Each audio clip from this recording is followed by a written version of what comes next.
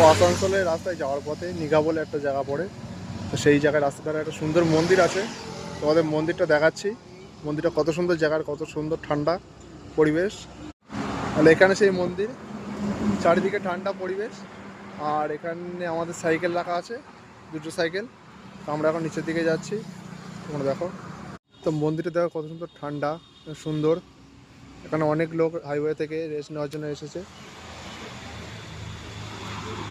তো মন্দিরটা অপরূপ সুন্দর। এখানে একটা মায়ের মন্দির, খুব জাগ্রত মন্দির। তো এখানে আজ শনিবার, আজ প্রসাদ হচ্ছে এখানে মায়ের। তো এখানকার যারা কর্মী মার সেবা করে তারা বললো এখানে প্রসাদ নিয়ে যেতে। তো এই জন্য আমরা এখানে কিছুক্ষণ দাঁড়াবো।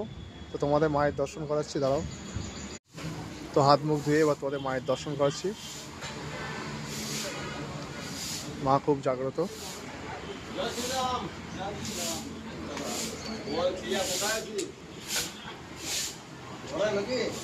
তো এই দেখতে পাচ্ছ মা।